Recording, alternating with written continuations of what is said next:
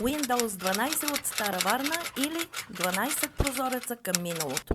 Прозорец номер 7. Ретро Варна Jobs BG. Да надникнем към така наречения трудов пазар в Стара Варна. Разлистваме старите вестници.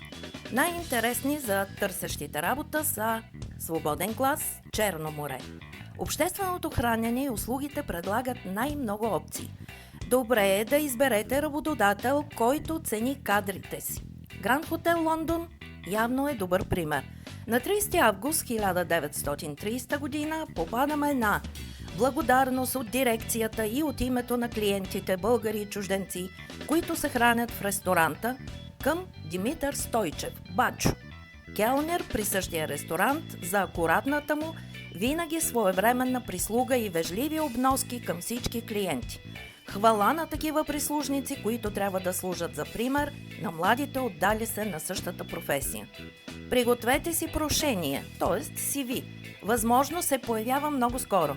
На 13 септември същата година обява: дири се камериер за хотел Лондон, владеющ немски, френски или поне немски език.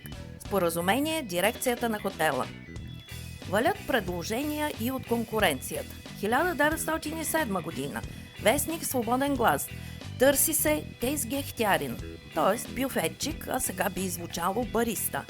Да бъде добре запознат с кръчмарството, честен, акуратен, с много добро възнаграждение. Да се отнесе до Стойчо Муховски. Прелага се работа и за дами. 1908. Вестник Свободен глас. Търси се госпожица интелигентна, с добро минало, за в едно заведение. Справка в редакцията. 1930 година. Има вакантна служба за експедиторка в парната бояджийница на Матей Нетков. Предпочита се госпожица с търговско или гимназиално образование. Заплата 2500 лева месечно. Дами, не забравяйте. Добро минало и образование. Не пропускайте и следната обява. 1929 година.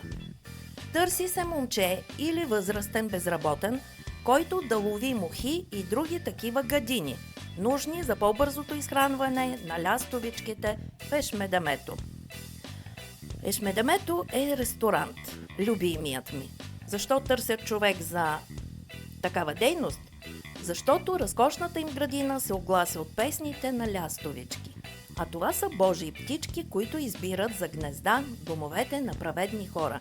А името на ресторанта е избрано след конкурс. Постъпват 42 предложения. Категорично печели вариантът на художника-декоратор Кирил Дюлгеров. Ешмедеме е прабългарска дума, която значи царско ядене и пиене. Това ни разгадава археологът Фехер с разчитане надписа на Мадърския конник. Думата е била употребявана според надписа от цар Крума.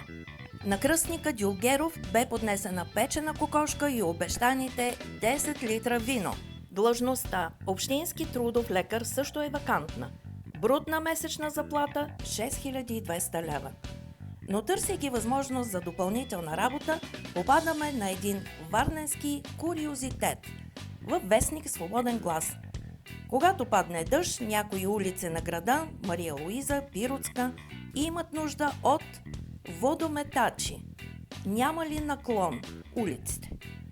Времето минава, проблемите остават. Но пък какво разнообразие на трудовия пазар? Стига за работа. Дано следващият прозорец към миналото е за забавления.